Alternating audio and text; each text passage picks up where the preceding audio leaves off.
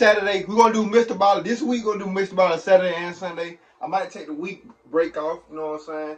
And post on my second channel. So make sure y'all go subscribe over there also. Let's go ahead and get into it, man. Like I say, the new video that come out on Saturday, we're gonna do that tomorrow on Sunday. You know what I'm saying? So this, you know what I'm saying? Gonna get into it. Same day. In the fall of 1986, Frank Ballen, along with his two daughters, Tina, who was 15, and Karen. I've been wanting, you know what I'm saying, to react to this one. I missed it, like, you know what I'm saying, when I'm going through the whole monetization shit, so I've been missed this reaction. So let's go and get into it. It's already long, too. So. Who was 9, they experienced just a terrible loss. So Frank's wife and the girl's mother suddenly passed away from cancer. And so that in and of itself was obviously tragic and terrible. But what made it even worse is that, you know, she had been a working mom and her income was a vital part of just making ends meet in the Bowen household. And so as soon as she passed away, as much as Frank just wanted to be there for his girls to help them grieve the loss of their mother, he really couldn't. He started immediately having to pick up all these late night shifts at his job, again, just to make sure financially the family was whole. And so it's like within days of the mother passing away, Frank is out late at work, and these two poor girls are just stuck at home by themselves, just totally grief-stricken and alone. And so in October of that year, on one of those nights where Tina and Karen were home alone and their dad was out working late, these girls, I mean, you got to remember, they desperately miss their mother. All they want is to just have one more interaction with her. I mean, they can't believe that she's gone. They were so close with her. It's like their whole lives have been turned upside down. And so on this night that they're home alone, you know, putting themselves to bed, they start talking about how, man, I just wish there was just a way to communicate with mom. So at some point, one of the girls says, wait a minute. Maybe there is a way to do that. Oh, no, brother. So the girls owned a Ouija board, and a Ouija board is basically a way people believe they can speak to the dead. It looks sort of like a game board. It's got letters and numbers on it, and it's got a yes and a no on there. And there's this thing called a planchette, which is basically like this little free-floating dial, almost like a pointer that you can place on the board. And people that use the Ouija board will place their fingertips right on the edge of the planchette. And they will literally just say things like, you know, if there are spirits in the room with me right now, you know, give me a sign. And in theory, if there are, you know, the spirits will move the planchette around so that people have their fingertips on it, but they're not controlling it. And it will move around the board and land on yes or no, or spell things out or give numbers. It's just a way people believe they can speak to the dead. And so Karen and Tina are like, why don't we get our Ouija board out and have a seance? Let's try to communicate with mom and see if she manipulates the board and gives us a sign that she's here with us. And so Tina and Karen, they get their Ouija board, they go down into the basement of their house, they get out, and they put their fingers on the planchette. And after a minute, you know, one of the girls is like, hey mom, are you here with us right now? Yeah, okay. And they have their fingers on the planchette, but nothing happens. So again, the girls kind of wait a minute, and they try again. You know, mom, if you're here with us right now, please, anything, just move it even a little bit. Show us you're here with us right now. Nothing happens. And so over and over and over again for over an hour, the girls just sit there asking every combination of question they can possibly think of. I want to try to elicit a response from their mother, who they so want to believe is like with them right now, sort of looking out for them. But no matter how earnestly and passionately they asked these questions, the planchette never moved. So the seance didn't work. And so the girls, you know, it's not clear if they literally believed they were actually going to get a reaction from their mom. But, you know, this was pretty disappointing. It was like another reminder that, you know, mom really is gone. So they packed up their Ouija board, you know, very frustrated, and they went upstairs to their respective bedrooms on the second floor of the house. Hey, y'all know y'all getting ads in that video, right? Go to sleep. So their father is still out at work. Don't want to let y'all know that. For some time, and the girls know this. They know that they are home alone until they fall asleep. From me to you. And so they're laying in their bedrooms. It's totally dark. It's quiet. And as they're laying there, the girls begin to hear a tapping sound coming from somewhere in their house. Now, it was clear to them that the tapping was not coming from the floor of the house they were on. It was coming from somewhere either on the first floor or maybe down in the basement. But, you know, at first, the tapping sounds didn't really alarm them at all. It just sort of sounded like, you know, house sounds at night. You know, the sound of machines whirring or clicking, or maybe branches outside striking the side of the house, or who knows what. But they seem sort of like harmless sounds that you would expect at night.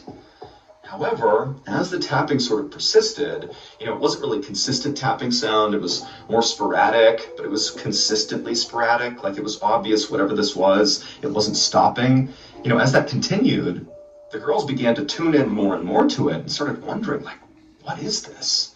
And at some point, the younger of the two girls, Karen, the 9-year-old, she started to get spooked. The sound was kind of freaking her out.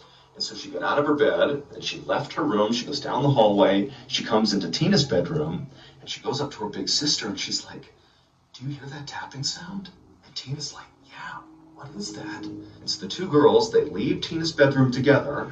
They go out into the hallway. They can still hear the tapping. It's kind of coming from downstairs somewhere. And the girls, they walk to the top of the stairs, basically looking down the stairwell that wraps down to the first floor. They can't see the first floor. They can only see, the halfway point, the landing.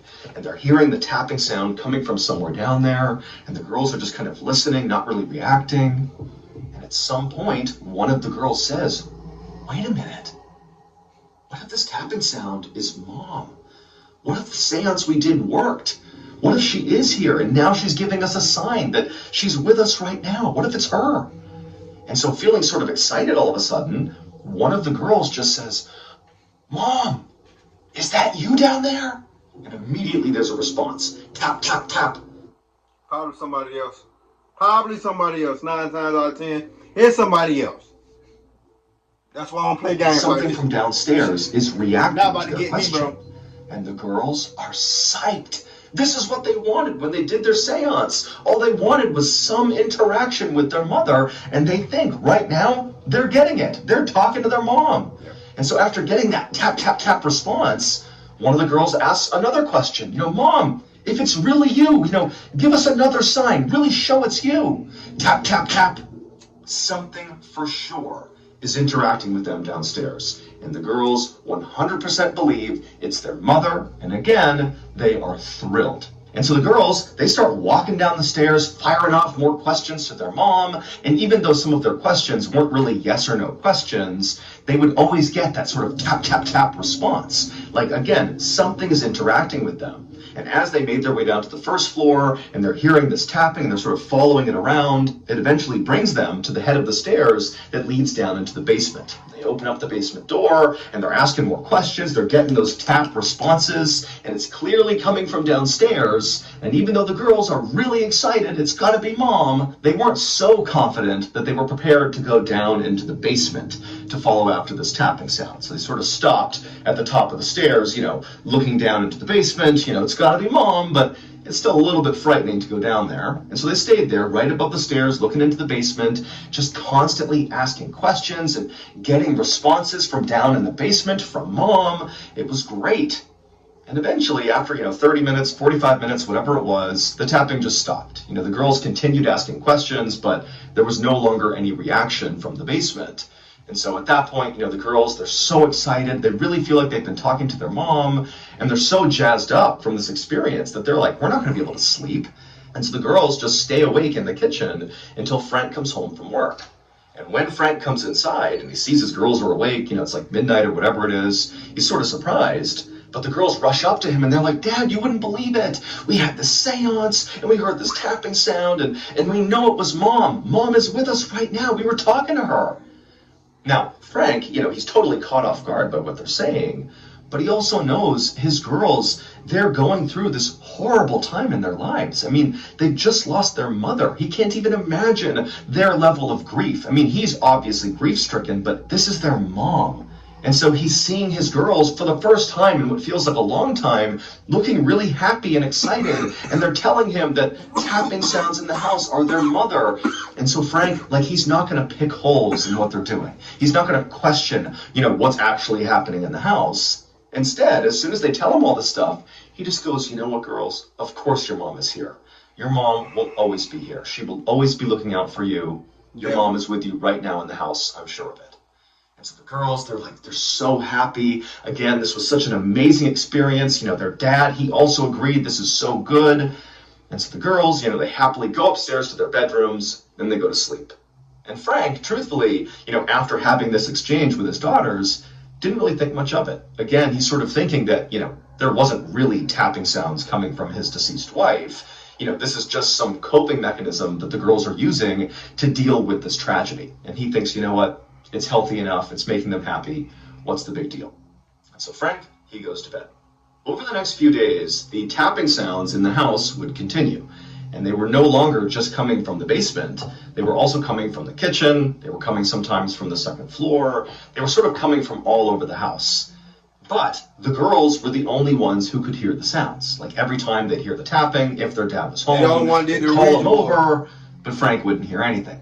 Now again, Frank doesn't really believe that there's actually tapping happening. He doesn't think this is actually real at all.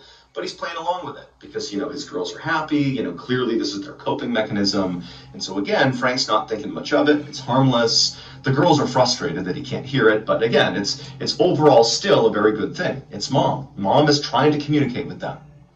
However, after a few days, post-seance, as the tapping continued, the girls began to change their attitude about the tapping sounds. The first day and over those first few days, it really did feel like a good thing. This is mom. This is positive. This was definitely a good thing. But after about 72 hours, post-seance, the girls began to sort of feel frightened by the tapping because the tapping no longer was really just coming mostly from the basement. It now started coming almost exclusively from their bedrooms at night. So they'd be laying in bed, and they'd hear, tapping underneath their beds. They'd hear tapping in their closets, and it was frightening. And they would call their dad in, and he'd come into their bedrooms, and he wouldn't find anything. But now, Frank, who previously had just sort of let this continue, this is his girl's coping mechanism for this terrible loss. Now he's seeing that his girls, they don't really think it's mom anymore. They don't know what this is, and it's also disrupting their sleep. And so now it's not a healthy thing anymore. This is a problem. Like it's disrupting his girls' lives. And so Frank begins at this point, 3 days post-seance now, he begins telling his girls like, hey, come on guys, there's nothing to be scared of here. These tapping sounds are just normal house sounds. You're overthinking it. Like there's nothing that's going to harm you in the house. Mom is definitely here looking out for you, but she's not making those tapping sounds. You got to let this stuff go and just forget about this stuff. But the girls, they're like, Dad, we're not making the tapping sounds up. Just because you don't hear them does not mean they're not real.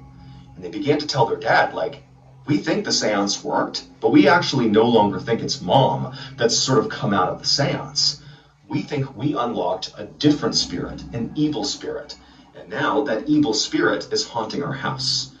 And so Frank, at this point, he's like, guys, that's not what's going on here. You really need to stop. Like, these tapping sounds are not real. They're in your head or they're normal. And so Frank and his daughters really began to fight over this because the girls, they know they're hearing sounds and Frank's like, I'm not. And so they're really starting to fight over it. The girls, they're getting more and more frightened just being in their house, in particular at night when these sounds would typically start. And so fast forward about a week after the seance, and now the girls really are so scared to be in their house because of this tapping, which they believe is now this evil spirit in their house. They're finding all sorts of excuses to just stay out of their house. Like when dad's at work late, they're trying to stay at their friend's house and not be home because it was too frightening. And Frank, he's sort of at his wit's end with what to do with his girls because now this thing that's going on in the house, this delusion, as he believed it was, that his girls were suffering from, it was really disruptive and unhealthy. And he began telling his girls, like, if you can't stop with this whole tapping delusion, you're going to have to go to grief counseling. Like, this is too much. And so, again, fast forward about a week here, and that's what's going on in the Bowen household. And on this particular day, the girls, Tina and Karen, they didn't have a place to go that night. They didn't have a friend who was available. And so they're home at their house alone. Frank's out for the night doing a late night shift. And the girls, they're in their kitchen. They asked them what they goddamn welcome. That's all that is. Just kind of hanging out. They're pretty anxious here. And they start to hear tapping sounds coming from the basement. Now, by this point, the tapping sounds were so common that just hearing the tapping sounds was not like this horribly frightening thing. It was just sort of this very unsettling thing where nobody knew what they were. And again, the girls think it's something evil. But on this night that the girls are alone, Dad's gone, Tina, the older of the two, she says to Karen, like, Dad doesn't believe us. He does not believe that there's tapping sounds in the house. And so we, right now, need to go down in the basement and investigate. Because if we don't, no one's ever going to look into this. Like, nobody believes us. And Karen is horrified at the idea, Karen's the 9-year-old, of going down into the basement, to go see what this tapping is, but she doesn't want to be away from her sister, and so she's like, okay. And so Tina gets a knife from the kitchen. She goes to the door to the basement. Karen follows right behind her. And Tina, she opens up the door, and the two girls begin going down the steps. And once they get to the bottom of the steps and they're in the basement, it's just this kind of blank slate down there. There's a washing machine and a dryer, there's some boxes, but it's just sort of a dank, sort of open, nothing cellar down there. And the girls, when they got down there, they're looking for the origin of this tapping sound. And on some level, they expected to find something that was making these sounds because they've been hearing these sounds. For them, it's not a delusion. Like every time they hear these sounds, they are real to them. Just because their dad doesn't hear it does not mean it's not real to them. And if you look at the beginning, when they first started hearing the sounds, they thought it was their mom. And they never really fully investigated. They maybe didn't want to find out that, perhaps the tapping sound was, a washing machine or something, because that would destroy the illusion that it was their mom. So they never fully investigated then, and then the next few days after that, when it sort of transitioned and became a scary thing, the girls also never really investigated because it was scary now. They didn't want to know what was making this tapping sound. And so now, here we are a week into this. I wouldn't want to investigate anything. I wouldn't even use the Ouija board in the first place. Me personally as a kid, I always liked scary movies. So a Ouija board always been a red flag for me. No matter what, like if you got a Ouija board in your house, don't even invite me over there. Sorry. And they've gone down into the basement where they've heard the tapping sounds, and they're like prepared to see something that is making this sound because it's real for them. Like maybe it's a raccoon or some animal that's gotten into their house, but there has to be something because they hear these sounds.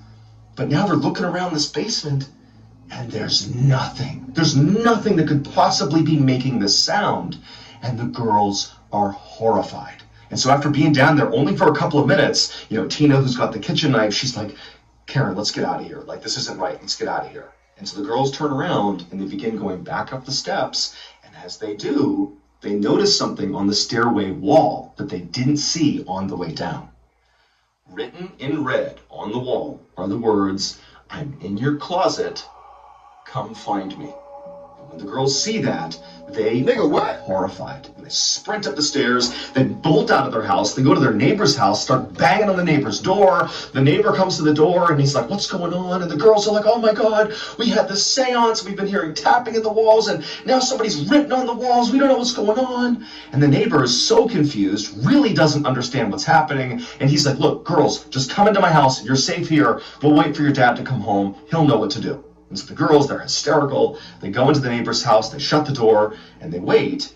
And then a little bit later, Frank Bowen, their dad, he comes home. The neighbor immediately flags him down and calls him over. And he's like, look, here's what happened. Your girls came over. They said, something about writing on the walls. I don't know. And Frank's like, okay, all right. And he tells his girls, like, look, stay here. You're safe here. I'll go check the house and make sure nobody's in there. Frank, at this point, in no way suspects that there's anything, evil or bad in his house. He thinks this is just a continuation of this delusion the girls are sort of acting out. And so Frank, alone, goes back to his house. He opens up the door, he goes inside, he searches the house, and he looks everywhere, but there's nobody in the house. He does find the writing in the stairwell going down to the basement. It does say, I'm in your closet, come find me. But it's written in ketchup. And so after, again, searching the whole house and finding nothing other than this writing, Frank goes back over to the neighbor's house and he talks to his girls. And he's not mad at them. In some ways, he feels like all of this is basically his fault. Like, he should have handled this more aggressively at the beginning, and he let it get to this point. And so he tells his girls, like, look, I know that you wrote those words on the wall. I know that all of this is sort of a delusion that's playing out that started with, something good. You thought it was mom, but now it's become something that isn't good. It's disruptive. You've convinced yourself the house is haunted. And I'm very worried that this is a product of grief. Like, grief is leading you to do these things, and it needs to stop. And so starting tomorrow, you're going to go into grief counseling. We need professional help here to make sure you girls are taken care of. I should have done this from the beginning, so we're going to make that happen right now. Now, the girls knew they didn't write that on the wall. They're not making the tapping sounds, but they also knew their dad 100% didn't believe them, like zero, and it was not going to change. And on some level, like, they think maybe there's truth to what he's saying. Maybe they are so grief-stricken that they've convinced themselves of things that are not real. And so in this sort of vulnerable moment where the girls are totally upset about what they've seen and what they've heard, they just tell their dad, like, fine, like, whatever, we'll go to grief counseling. And so sure enough, the next day, the girls would start grief counseling, and right away, all the tapping in the house, all the writing on the walls, all that stuff stopped. Like, peace returned to the Bowen household, at least at first. At first it's crazy. As you may have, it's just getting darkest now for sale. We also order a net one tour after the girls begin therapy, and in those 3 weeks, the Bowen household is totally calm. There's no more tapping, nothing, everything's fine. But on December 8th, Frank, along with his two girls, Tina and Karen, and their friend, Kathleen, they had been out for the evening, maybe getting ice cream or going out to eat or whatever, and they come back to the Bowen household, and when they do, it's nighttime, so it's dark outside, and Frank, he goes up to the porch, he goes to the front door, and as he's about to open up the door, he looks through one of the windows of his house, and he sees there are several lights on in the house that he didn't remember leaving on before they left. So he thinks, that's weird, like, I could have sworn I turned those lights off. He's kind of looking back at the girls right behind him, sort of wondering if maybe they left the lights on, but he's like, oh, that's weird. So he unlocks the front door, he swings the door open, and immediately he sees this scene inside of his house that makes no sense. The TV is on, a radio is on, and furniture in the first floor of the house where he's looking has clearly been moved. Not dramatically, but things have been moved around on the first floor. Like if you live somewhere, you know where things go. Things are off.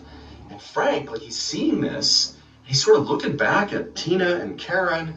He's like, did they do this? Are we back to this whole delusion? You can't be that dumb. You got to remember that even though it's been 3 weeks now of peace in the Bowen household, Frank is all too aware of how insane it was right before then. You know, with the girls, you know, writing on the wall, at least according to him, and thinking there was an evil spirit in their house. And, you know, he's thinking, is this them? Like, somehow did they do this? This feels sort of like a continuation of that. He's looking at the girls, but he's thinking to himself, like, they've been with me. We've been out of the house. How could they do this? But again, Frank is sort of caught. You know, on the one hand, he knows this could be his girls, but he's also thinking that's not possible. And so in that mind state of sort of being caught between these two opposing ideas, Frank, instead of backing out of the house and calling the police like anybody else would do, he instead just begins like walking into the house, sort of nonchalant, like not really sure how to react. And he begins this sort of half-cocked search through the house. And the whole time, Tina, Karen, and Kathleen, they see what's going on, and the two daughters, they're terrified.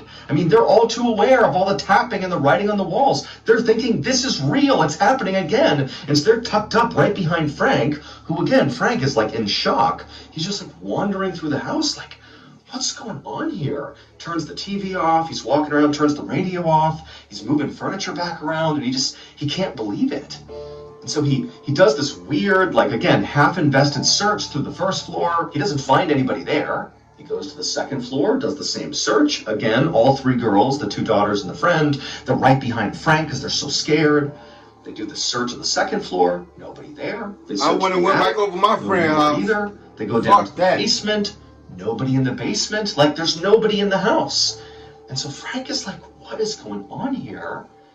And then he remembers there's actually a room on the first floor of the house that he forgot to search. It was just a front room of the house right off the front entrance. You know, when he began the search, he just sort of overlooked it because he was sort of in a daze. And so he's like, okay, I'll go back up there and I'll search that last room and then I'll know the whole house is secure. Nobody's here. And so Frank goes back up the basement stairs to the first floor. The girls are tucked up right behind him, still so scared. And he makes his way towards this room, and this room overlooks the front of the property. There are windows looking out to the road. It's just you walk in, there's windows, there's the front of the house, and there's a little closet over to the left. It's like a sitting room. And so Frank, he goes into this room, and right away he sees on the wall right in front of him, written in shaving cream, are the words, "Marry me." And so Frank, he walks over to the words, and he's staring at them, being like, what is this? Like, who wrote this? The girls, again, are right behind him, tucked up against the back of his legs, and he's staring. And as he's doing that, he hears movement in the closet in the room that he's in. And Frank turns and he looks at this closet. The doors are open to this closet, but it's a dark closet, and out of the closet walks a man who was wearing a dress, Frank's dead wife's dress. This person had clown makeup on their face. Nigga, what? And they were wielding a hatchet. Nigga, what? Them kids weren't tripping this whole time. Girls who are so shocked, they're just in silence, staring back. This whole time, them kids weren't tripping. It wasn't even their mama. It was a real goddamn person.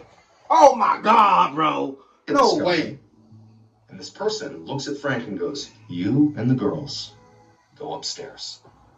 And so Frank immediately goes into protector mode, and he gets between the maniac and his girls, and he just tells the girls, like, go up the stairs, do what he says. And the hatchet-wielding maniac just sort of walks along, following after Frank and the girls. Again, Frank sort of staying between this person and the girls. And so Frank shepherds the girls. It started slow from the beginning, but hey. First bedroom, go in the first bedroom. So they go upstairs. All three girls go into the first bedroom. So Kathleen, Karen, Tina, and then Frank, he goes into the bedroom, and the maniac's right here in the hallway about to follow after Frank.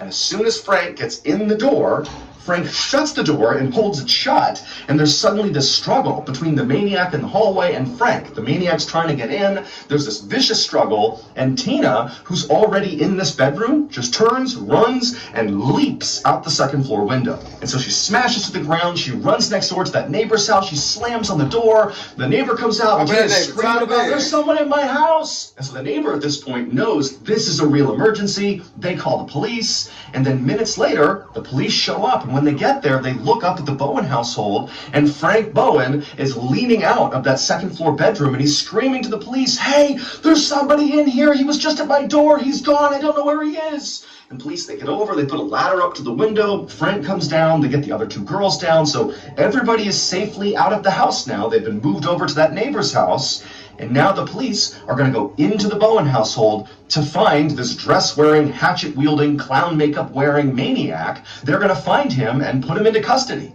And so the police, they go into the Bowen household, guns drawn, and they search that entire property, top to bottom, and they find nothing. Nobody's there. The house is completely vacant.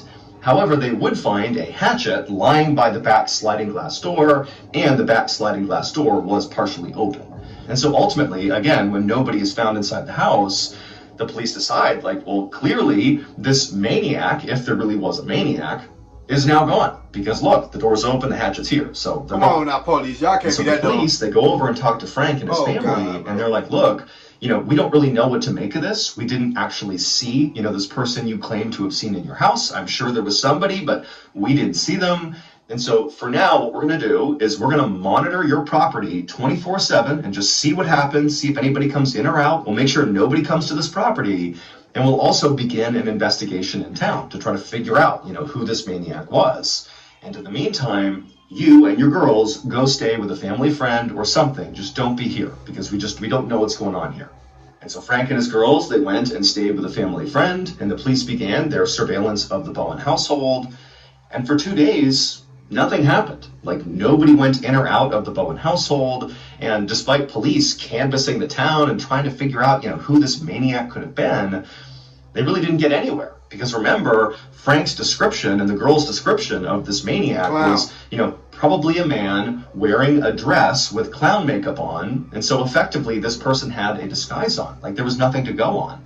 So they couldn't find anybody in town, there was no leads, and nobody has come to this house, and they're communicating with Frank Bowen the whole time. Basically, nothing's coming of this case. And so finally, 48 hours after, confronting this maniac in the closet, Frank and his girls, they've been at the family friend's house this whole time, and Frank's like, you know what, it'd be great to get my toiletries and a few other things from my house, because basically they evacuated their house and didn't get a chance to pack or anything. And Frank's thinking, nothing's going on at the house. There's no leads in this case. It's got to be safe to go back to my house for a minute and get the things I need. And so he tells his girls to stay with his family friend, and Frank, by himself, goes over to his house. Why would you do that? It's broad daylight, and he's expecting to find a police officer, who's monitoring his property, and he can tell the officer, hey, I'm just going in real quick to get the stuff, and they would, let him go in and do that. Crazy, but when he got to his house, he looked around, and he didn't see any police officer outside the property watching the property. And he's thinking, that's pretty weird. They told me they've been watching my property 24/7. Where are they? But Frank's like, that's weird, whatever. So he gets out of his car and begins walking towards his front door. But as he's walking, for a second, out of the corner of his eye, he can swear he can see somebody moving in the second floor of his house. But when he looked up, nobody was there. But he was certain somebody had been moving around up there. And Frank's thinking to himself, like, wait a minute. Are the police monitoring my house? My thing is, brother, why did you go there by yourself anyways? Fuck all that. You should have got that while they was there. Closed and all that. You should have got that while you was there. They've been in my house? I could have sworn they said they were out of my house. And Frank's like, you know what? Just in case, I need to call the police because I don't want to walk in there and startle an armed police officer who's basically looking for an intruder. And so Frank, he goes to that neighbor's house and uses their phone, and he calls the police, and he's like, hey, are you in my house? Is that what you guys have been doing? You've been monitoring my house from the inside? And they're like, no, we have been watching it from the outside. Very likely what's happened here is you've arrived at your house at the exact moment when there is turnover happening between the police officers who are watching it from the outside. Meaning the officer who's been watching your house must have just left, and the incoming officer who will be taking over the next shift is probably on their way, or maybe they're there right now. And in fact, what you should do, Frank, is hang up with us, go back to your property, and very likely the officer will be there or be there soon, and you can talk to them and have them search your house just in case to make sure nobody's in there. And so Frank says, okay, he hangs up the phone, he goes outside, and sure enough, now... His house supposed to be on 24 surveillance. Why does it take them to go in different places to come, you know what I'm saying, when you just meet at the house and then just flip, you know what I'm saying? Shit like that. That's crazy, bro. I ain't gonna lie. Why he gotta go check it if he didn't say he didn't got attacked before? That's y'all job, bro. There is clearly a police officer in a car outside of his property. So Frank goes over and explains the situation to the officer, and the officer's like, no one's going inside your property. Literally, we have watched this property 24/7, save for a couple of minutes here and there when we're doing turnover, but nobody's gone in or out of your property. But either way, Frank, I'll search your house just to be sure. And so Frank goes back over to the neighbor's house, and this officer goes up to Frank's door, he opens it up, he looks inside, and he can't believe what he's looking at. In the first floor of Frank's house, it's just madness. There are pennies glued to the ceiling of the first floor, and the furniture clearly has been moved all over the place, but it's been stacked in these sort of weird arrangements. And there are glasses of champagne all over the first floor, and there are kitchen knives that have been driven into family photos on the wall. Like the knives are still sticking into the photo, and where these knives have been driven through the photo is always on a picture of either Tina or Karen, the two daughters. And where there are knives in these pictures, above those pictures is written, I'm going to kill you, Tina, or I'm going to kill you, Karen. And so this officer obviously knows, we have a problem here, and so he backs out of the house, he calls for reinforcements, and so all these officers go in, guns drawn, now convinced, clearly somebody has found a way to come in and out of this house, or they're still here, and we have to find them. Like, clearly, the Bowens were not lying about this horrible, maniac that they encountered in the second floor of their house when police first showed up. Clearly, that must have happened, because they didn't do this, somebody else did, and they gotta be here. And so police, they tear the Bowen household apart, looking for this maniac. They look everywhere, and they can't find anybody. There's nobody in the house. And on top of that, it had snowed outside, and before they went in, they made sure they walked around the property to see if there were footsteps coming in or out of the property, and there wasn't. Like, it's not possible what they're seeing. But they've now torn the house up, looking for anything, and they found nothing, other than, again, the madness they've seen with the furniture, the writing, the knives. That's all they've found. And so after hours and hours of this very frustrating search, a few of the officers found themselves in the basement, and they're just standing there talking to each other like, what the fuck is this is crazy. We must have missed something. Like, what is it?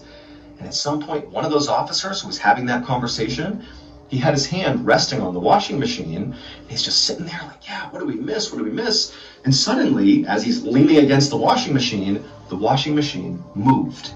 And so suddenly there's this gap that's been created by moving the washing machine, and the officer looks at the wall where the machine had been sitting before, and clearly there is a hole on the wall.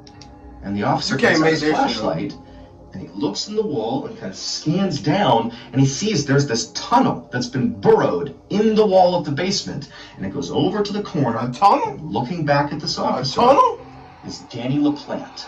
He's crouched down, he's got a hatchet over his shoulder, he's wearing a dress, and he's staring back at this officer. I'm going to tell you about Danny LaPlante because this story takes a very dark turn.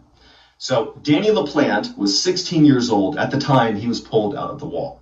And 6 months prior to being pulled out of the Bowen household's wall, Danny had had this very brief interaction with Tina Bowen, the 15-year-old. Apparently they went to school together or had some interaction in town, but Danny had sort of fallen in love or had some sort of romantic interest in Tina, and he felt like Tina had rejected him. Now, Tina did not remember any of this with Danny. This is entirely Danny's memory of what happened. But either way, 6 months earlier, when he had this sense of rejection from Tina, Danny responded to that by breaking into the Bowen household, cutting a hole in their walls, and burrowing tunnels in their walls. And for 6 months, Danny LaPlante lived in the Bowen household in their walls. Now, Danny was not able to access the entire house through the wall in the basement. He could basically maneuver in the basement and partially into the first floor. How would he do but that? In order to get to the other parts of the house, Danny had to leave the wall. And so routinely, over these 6 months that he was in their house, Danny would literally, while the family was home, just get out and wander through their house, like as the family is just living there, and they never noticed him.